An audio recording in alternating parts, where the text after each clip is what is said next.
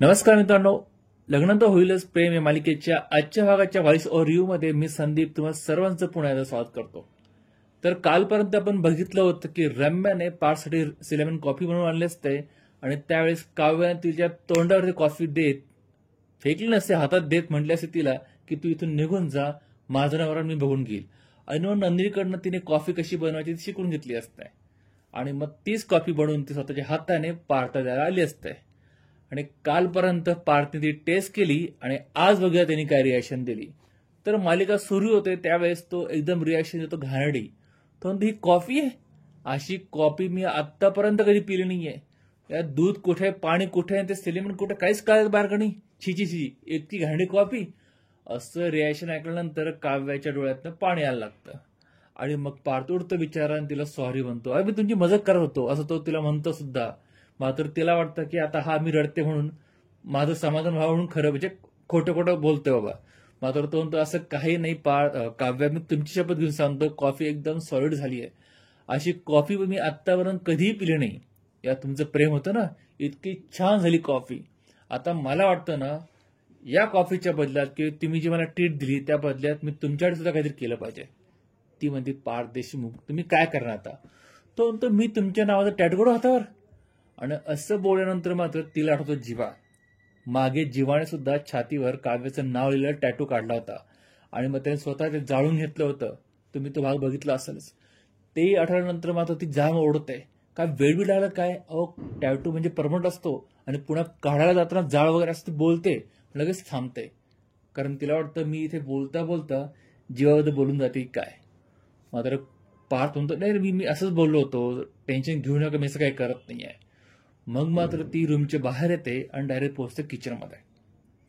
आणि किचनमध्ये गेल्यानंतर मात्र ती त्याच विचार असते की ह्या जीवाचे विचार अजूनही माझ्या डोक्यात जात नाही आहेत. यांचं काय करावं, मला सारखी भीती वाटते की माझा पास कधी माझ्या समोर होता म्हणून. आणि त्याच विचार किचनवर जाते, किचनवर काहीतरी पातेलं ठेवते आणि गॅस ऑन करते ती, पण पेटवत नाही. आणि विचारत जाते आणि तिला दिसतं खाली काहीतरी कागद पडलेला. आणि ते कागद उचलून पाहते तर तो असतो आनंद निवासचा ऑप्शनवाला कागद, जो की नंदिनीने चुरवून फेकला असतो. आणि मग तिला शॉक बसतो, काय आनंद निवासचं ऑप्शन होणार आहे, म्हणजे आनंद निवास विकलं जाणार. आणि नंदिनी त्याने मला काहीच सांगितलं नाही, अशा विचारात ती असते.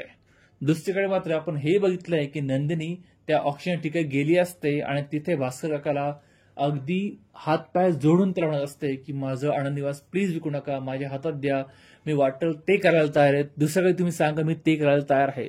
आणि त्यावेळेस भास्कर पुन्हा घाणं बोलला असतो तिला.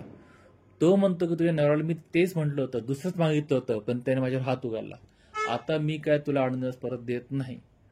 मग मात्र मित्रांनो, आजच्या भागात अपेक्षेप्रमाणे बोली सुरू होते 80 लाखापासून आणि मग वाढत वाढत वाढत ती येते जवळपास 8 कोटीपर्यंत.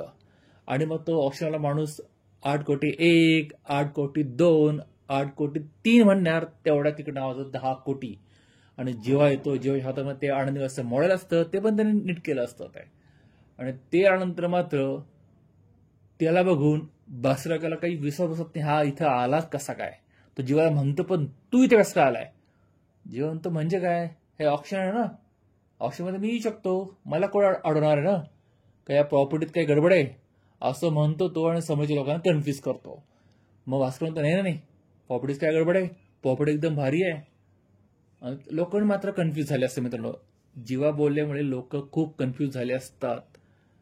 आणि तिकडे तो ऑप्शन म्हणतो बघा, म्हणजे तो आता त्या लोकांना आम्हीच द्यायला सुरुवात करतो की ही प्रॉपर्टी ती आज 10 कोटीची प्रॉपर्टी जरी असेल तर उद्या ह्या प्रॉपर्टीची किंमत 20 कोटी होऊ शकते, समोर समुद्र आहे, छानशी बाग आहे, वगैरे वगैरे तो बोलतो. मात्र कोणीही आता धाडस करत नाही. आणि शेवटी 10 कोटी 1, 2, 3 म्हणत ती प्रॉपर्टी होती जीवाच्या नावावर. आणि मग तिथे जीवा नशिबाबद्दल बोलायला लागतो. तो टाकला इन्व्हेस्टर मात्र इथे जीवाची माफी मागतो. तो म्हणतो झालं गेलं विसरून जा आणि या प्रॉपर्टी पेपर सही करा, ही प्रॉपर्टी आजपासून तुमची झाली. मग जीवा म्हणतो माझ्या चेकवर सही करायला पेन पाहिजे मला. आणि तो पेन घेतो भास्करच्या खिशात आणि दादा म्हणजे पार्थने सांगितलं असेल एक किस्सा किंवा एक गोष्ट तो यांना सांगतो.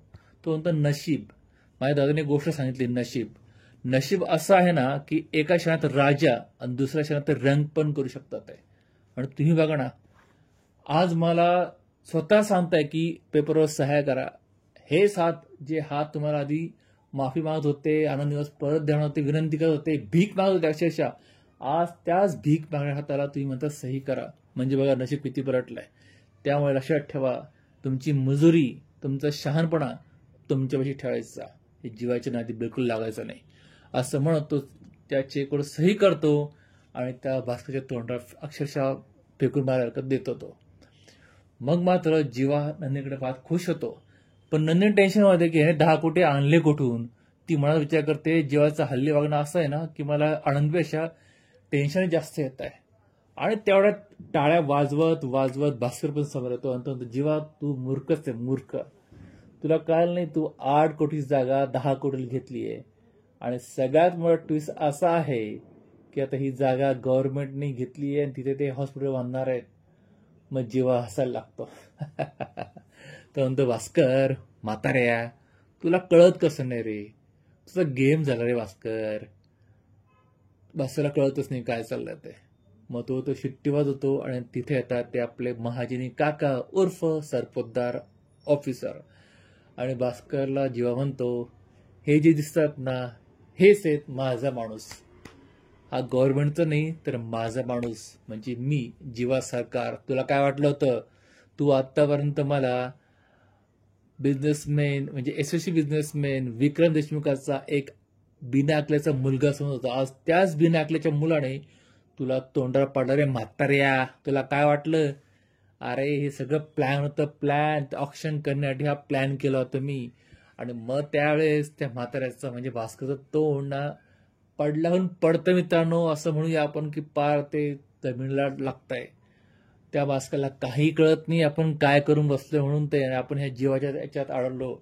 आणि इथे मित्रांनो आजचा हा धमाकेदार भाग संपतोय. तुम्हाला आजचा भाग कसा वाटला, आवडला असेल ना, व्हिडिओला लाईक आणि शेअर करा. तुम्हाला काय वाटतं पुढे काय होऊ शकेल मालिकेत, कमेंट करून जरूर कळवा. कारण पुढे आता सुनीता ट्विस्ट बाकी आहे.